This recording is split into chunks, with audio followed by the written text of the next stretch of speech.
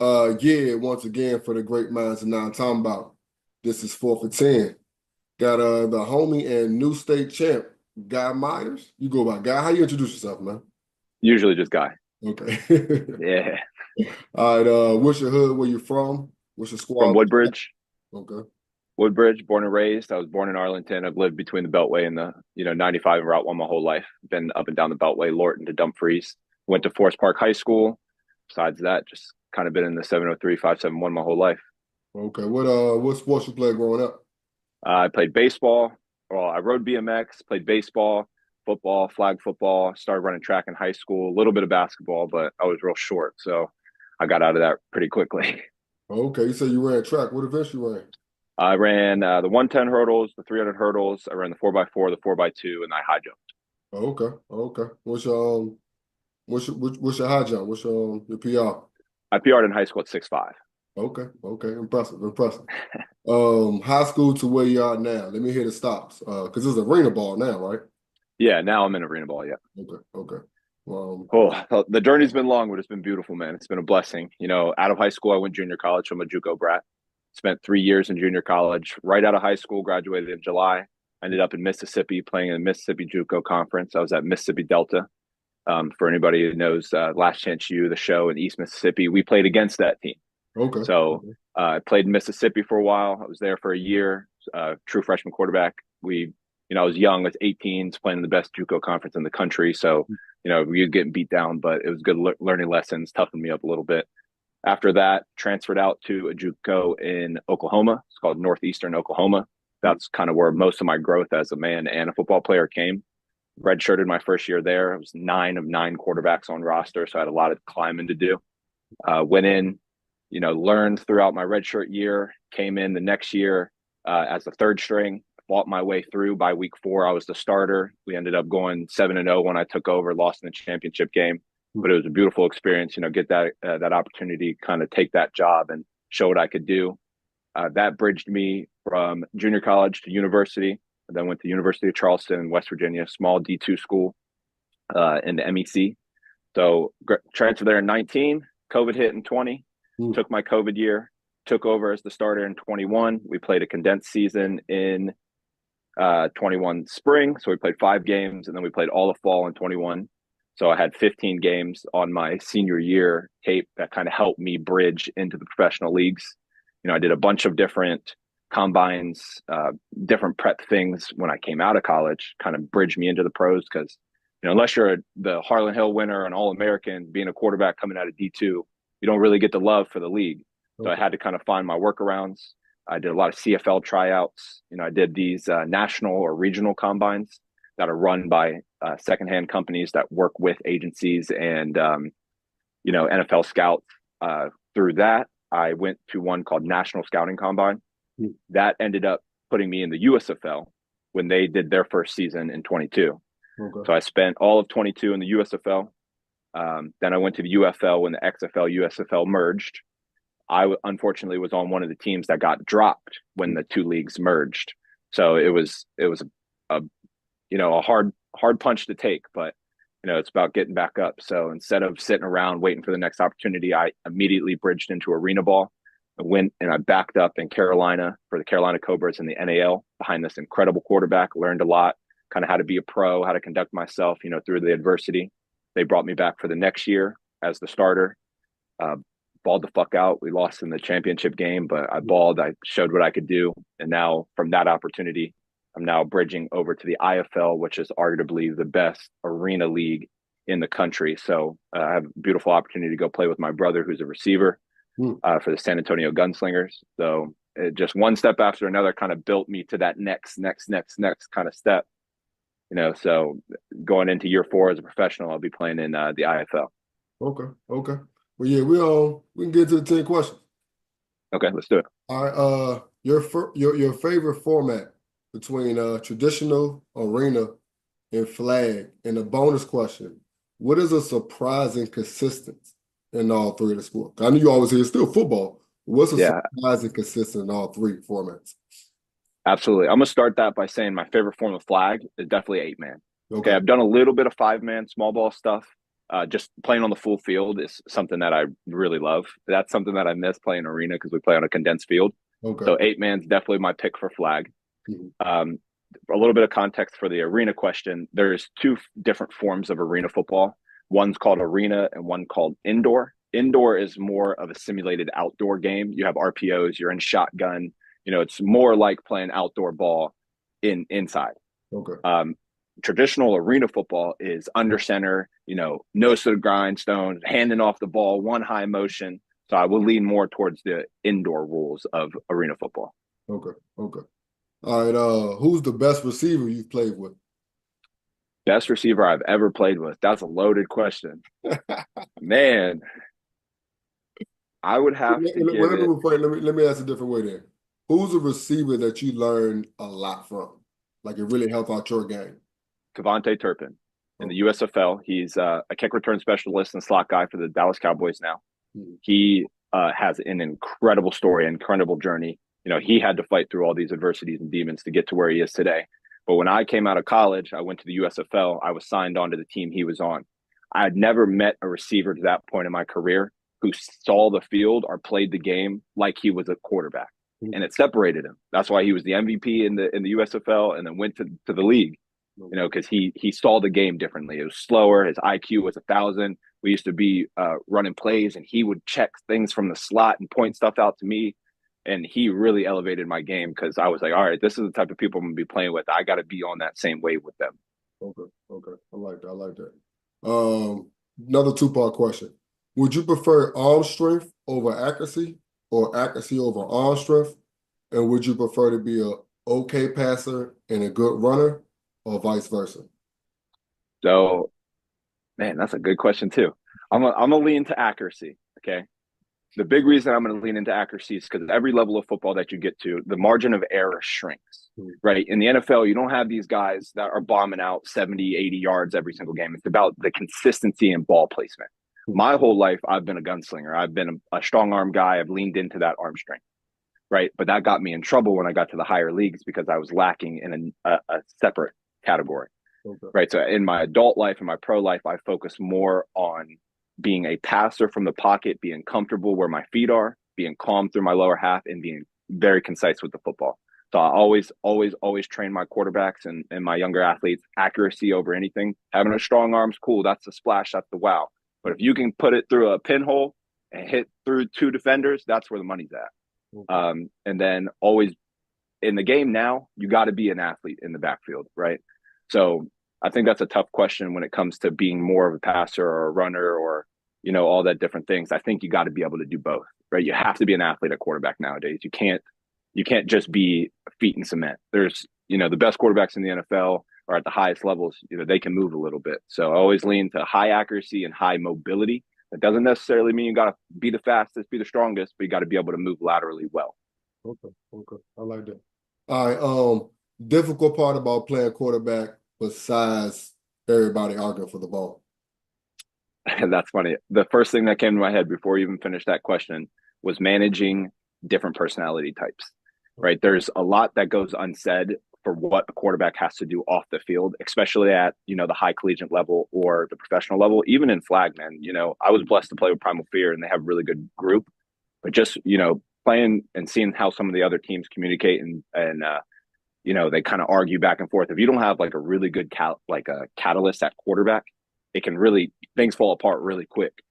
Right. So the hardest thing about playing quarterback is keeping everybody level headed. Like if you have an emotional quarterback who ebbs and flows with the games and they rise and fall, the whole team is going to rise and fall.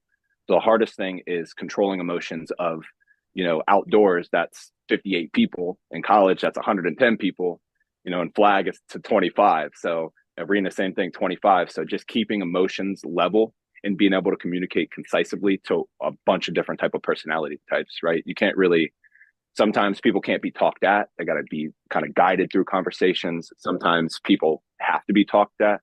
So kind of just learning how to cater to different emotions is huge in what we do. Okay. Okay. What's been your favorite field that you've played on so far? Favorite field? Yeah. Oh, favorite field. This is going to be a crapshoot. All right, nobody's going to even know what this is. But when I was in junior college, playing in Oklahoma, we played against a junior college in New Mexico called NEMI, New Mexico Military Institute.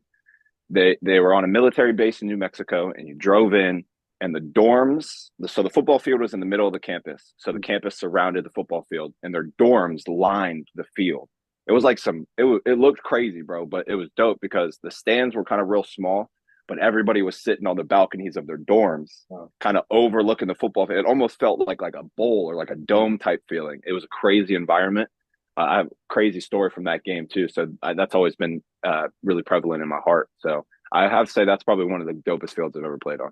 Well, okay, okay. I ain't got nothing to do. What's the story? So we we went down to Nemi. It was week 5, so it was it was only technically my second game starting. We'd already taken 2 conference losses. We took a loss in week 2 and a loss in week 4. That's why coach made the switch quarterback. So we had to win out, or we wasn't going to make the playoffs. So we go down to Nemi, and we're just trying to figure things out. We're down 8, there's like 35 seconds left on the clock. We're on R25, and we're down 8, about to go into halftime. So coach calls a play that we had drawn up to where we were running a rollout backside post on the backside. I was supposed to buy time rollout, let it fly.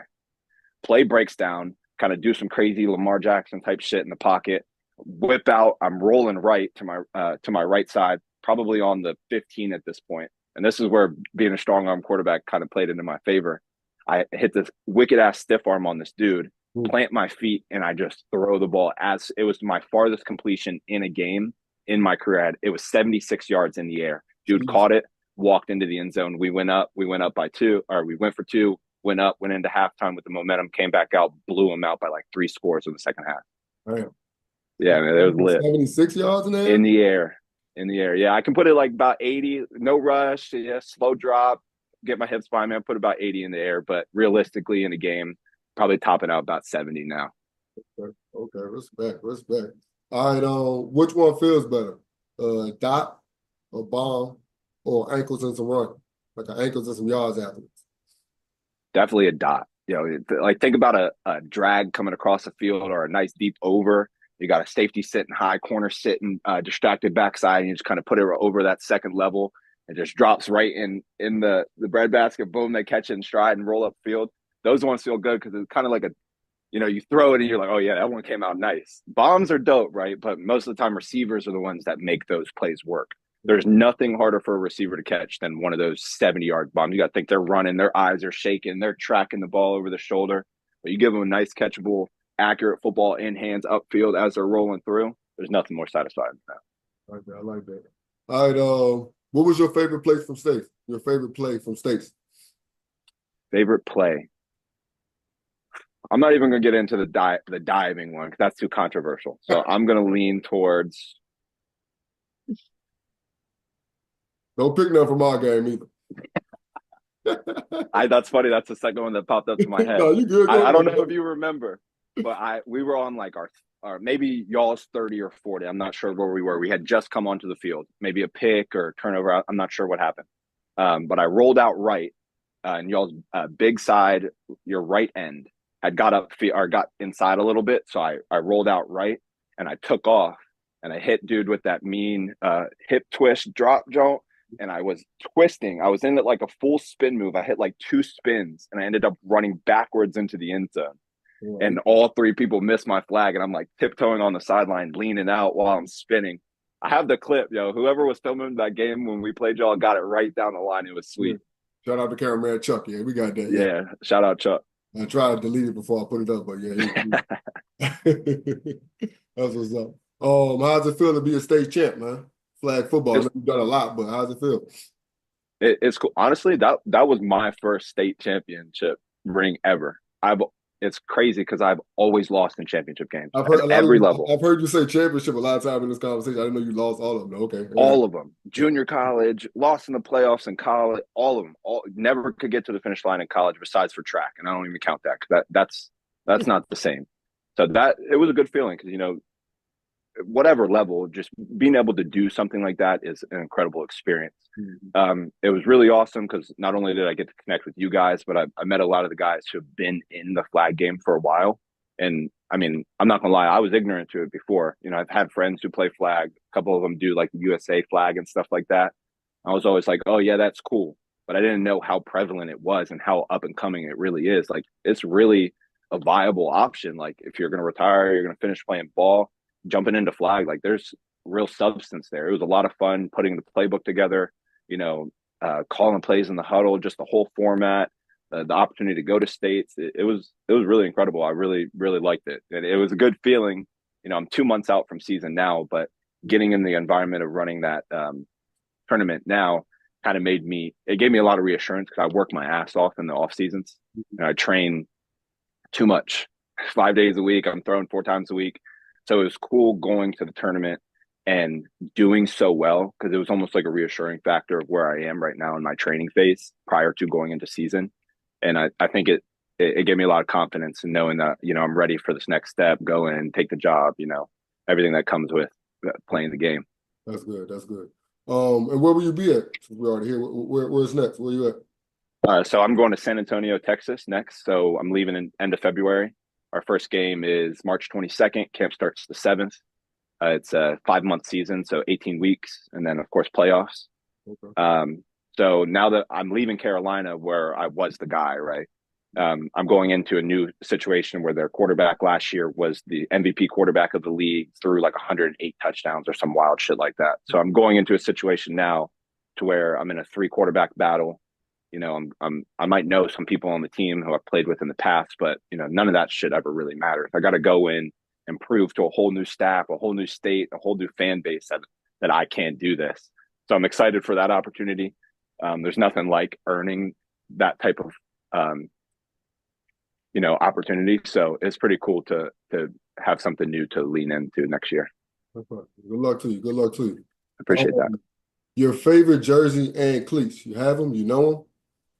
Favorite cleats of all time are the Ghost, no laces. So they're like kind of look kind of soccer style. They have the sock at the top, but the laces are underneath the sock.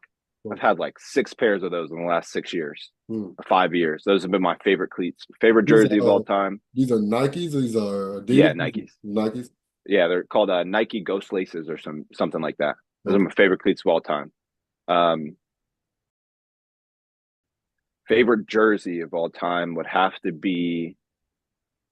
Ooh, I had some sweet ones in junior college, but I'll go all the way back to high school. My senior year, you know, my high school was pretty bad for a really long time. My junior and senior year was like our 2 really good years. So Mhm. we did a lot of funding my 11th grade year, and that led us to getting brand new unis for our senior year. So we had all white, all blue, all gray, all black. We had Mm. the sweet ass Under Armour all black uni with white stripes. Okay. Okay. Well, yeah. Fourth and goal. So y'all, fourth and goal, would that be 10 out? How do the first downs work in arena? Is it 10 yard? So it's just, yeah, 10 yard sticks, just like outside. Okay, okay. Well, yeah, fourth and 10, fourth and goal. What do what are you calling? Who's your first read? How y'all lined up? Indoor. Yeah, indoor. Yeah, indoor. Okay, so indoor is a little different because we high motion, so we waggle. Indoor, we can have up to 2 high mows. So my favorite things to do on the indoor game is overload one side with motion, and then you usually run like a flood backside. So visualize you have 3 down, kind of similar to flag, right? You have your 3 down, you have a running back in the backfield. What you'll do is you'll go double to the right side. You'll call it high, right? So you'll have like right high. You have 2 people to the right. Your X would be on the ball. Your wing or your slot would be in high motion. You would have a Z on the opposite side of the field. Hmm. Off the set, you'd go set, wave the hands. The Z would loop motion back to the other side, and now the wing and the Z are running in the slot in high motion. They're getting a full head of steam for the line of scrimmage. So usually what you want to do is create misdirection, right? So you'll simulate something going over and then have something going back, right? So on the wall, you would always run what we call a hold or a stack or a wall route. So those just change the levels of the route where they're just posting up. Think of a rocket screen, right? First thing first, I'm coming off the ball. We're 4th and 10. You know, that's one broken tackle and that guy's getting into the end zone. right? So if that corner's +7 and his eyes are inside to the too high mo, off snap, rip, throw it to the wall, let him break a tackle. It's his job to get in the end zone. Corners press, safeties are playing over top. Maybe the Mac backer is playing through the wall. Then what you're going to read is that high safety reading the two overs, right? So you'll rather have a clean over going across the field, back corner jump shot, or you'll run what we call maybe a bang sail, or you can run a whip, right? Put them in. So Adam Smith, my guy that I took the tourney with me, red gloves. We Yeah. used to do this shit all the time in last year in Carolina. We would high mo, we would run two overs. Adam would whip, go back to the wall, I would throw it low.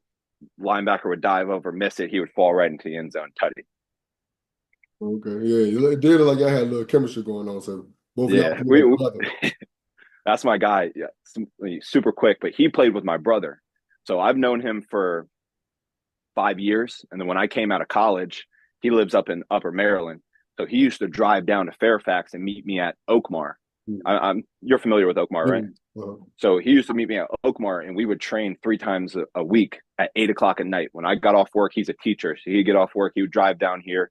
He was catching for me 3, 4 times a week while I was pro training. So I give him a lot of credit for my success when I got to where I was, because he made all the sacrifices to get down to see me, to get on the field and get that work in. Okay. Yeah, Yeah, that's man. my guy. I appreciate this, man. This was fun, man. I appreciate this. Of course. Salute to you, man. Good luck to I you. appreciate that, boss man. All right, man. Glad we can link up, though, dog. Yeah, and if you ever want to do it again, just let me know, man. I love doing shit like this. I appreciate it, dog. Yes, sir. Bro.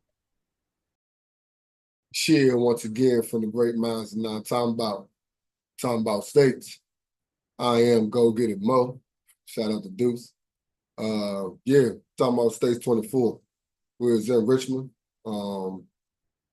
I got salute to the Vipers for repeating. I don't know enough to chime in on the whole hashtag 2 minutes. I mean, I do, but still, whatever. Salute to Primal Field for running through B.